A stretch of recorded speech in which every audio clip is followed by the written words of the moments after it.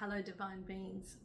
Now we are up to chapter 5 from my book Journey from the Ego to the Heart Center, where I'm taking key events and important insights to share with you about this book. So chapter 5 is My Radical Awakening. So once again, I started to look for videos, look for gurus that I felt resonated with me and was at the frequency that I could hear it, and at the state of consciousness that I was ready to hear it. And when you're sitting in the 4D, it is polarity. There is a lot of working out with discernment, what feels right for me. And what I really connected to at that time, I discovered Dr. Shefali, as I mentioned before, who was a teacher of conscious parenting. I really liked Eckhart Tolle. I love the way he expressed mindfulness and talked about how our thoughts can disrupt our way of thinking and how to catch it and notice the observer and notice where the thoughts are coming from. And that slow pace of speaking, I was always on the edge of my seat listening to what he would say next. But he also had a sense of humor. He could laugh at himself. And then I also discovered Abraham Hicks.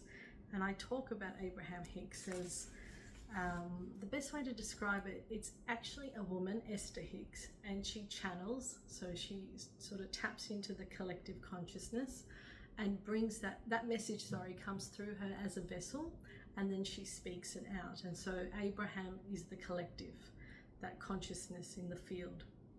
So I used to watch lots of videos on her, and I also wanted to learn about Reiki. I had received Reiki from my best friend, and I remember thinking, I want to do this too. It's an energy feeling, and it heals, and it feels like a magnetic force. Sometimes it feels like a swirling, or it might feel like heat. But Reiki, it's a Japanese word, and it comes from Rei being God's wisdom or higher power, and Ki is the life force energy. So both together, you are tapping in to that white light energy. It comes through you, through your crown chakra, through your chakras, and then you're acting as the conduit or the vessel to receive it, and it comes out through your hands. So it's a lot of placement on the body. You don't have to touch. You can just be like here, and you just move around different parts of the body, but you're just feeling and giving love to that person. You're sending them white light for healing. You're sending them the purest love from the divine creator, from the divine force, life force energy. So that really interested me, and I went and did a course in that to get attuned to it, to be tapped into that Reiki energy field. And after that, I started practicing on myself. And then I did this for my family whenever they felt ill or in dis-ease with themselves, like they were in disharmony. And I also learned level 2, which is when you have singles and you're able to send distant Reiki healing to family and loved ones as well. We also, at that time with our business, we developed a Parenting with Presence course. And again, it was based on what we were going through as mums, and we discovered that there were 4 pillars that we wanted to teach, and it was really about self-care and making sure that we're self-aware of our triggers and doing something about it, and then practicing mindfulness. That was the key, to sort of harness that mindset and just sort of tame it a bit better. And then lastly, appreciating our child as they are, looking at them in their essence of who they are, rather than expecting to be somebody that we expect them to be a good kid or to be a good child. So that's what chapter 5 is about. I talk about the energy healing that I learnt. I also learnt about magnified healing. That was another sort of energy field that I can also use for myself for healing. And I also show you a script of Abraham Hicks, what it sounds like, so you can read that out loud to yourself and see what it feels like. Does it resonate with you? Not many people can hear it. They just find it uncomfortable, or the words don't sit with them. It took me a while to really understand Abraham Hicks, because once again, you need to be at that level of consciousness to hear the message. Because if you're not, you sort of get a bit uncomfortable, or you sort of push it away. And again, it's up to you to be curious. If you want to explore that, you're most welcome to. All you need to do is write Abraham Hicks in YouTube, and so many videos will pop up. This lady, Esther, travels on big cruise line ships, and most of what you're listening to is the recordings where they're on the days where they're sailing at sea, and they're in the big theatre, and they've got the microphones, and people come up on the stage and they'll ask a question.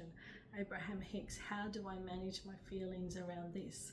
And what happens, she will then listen to the collective. Abraham comes through her, and then she speaks out and represents them. So they sort of channel that message, and she says it in English. This is the answer.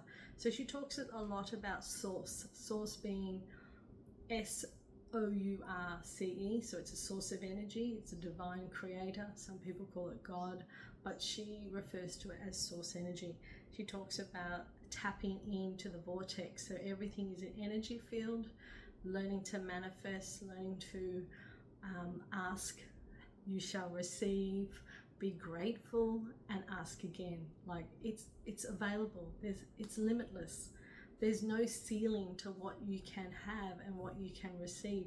You need to be a vibrational match to it. And that really resonated with me. I would listen to these videos driving into work, driving home from work. I wouldn't listen to the radio. I would find a video and just play the audio. And it was just so inspiring. It really changed my life. So highly recommend it. Go and explore it and see if it sits with you.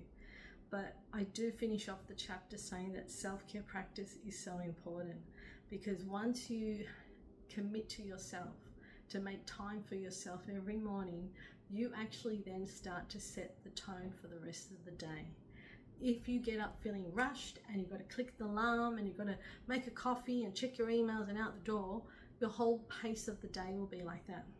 If you get up calmly, early, meditate, go and sit in the sun, go and drink your coffee mindfully or your cup of tea, do it at a slower pace, then you're more grounded, you're more focused, rather than multitasking, trying to do so many things as once. And that's what mindfulness teaches us. It teaches us to be present in the moment, in the activity, not doing multiple things. That's out of fashion now.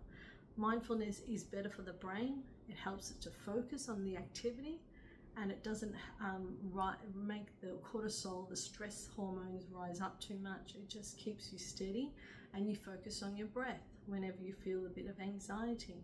And that brings you calmness again. So these are little tips that I share with you. I am going to apologize. On page 54, for some reason, the QR code, I made that error, so I will be accountable for that. Proofread 3 was perfect from the publisher. For some reason, I don't know what I did. I checked every QR code, but this one, for some reason, I had replaced it, and unfortunately it doesn't work. So not to worry, you can still look up Abraham Hicks on YouTube. You don't need my QR code. She's available, her work, or Esther's work, is available everywhere. You just type it in and you will see multiple videos. And if you want a specific topic, you could say Abraham Hicks anxiety, Abraham Hicks managing stress, Abraham Hicks coping with grief.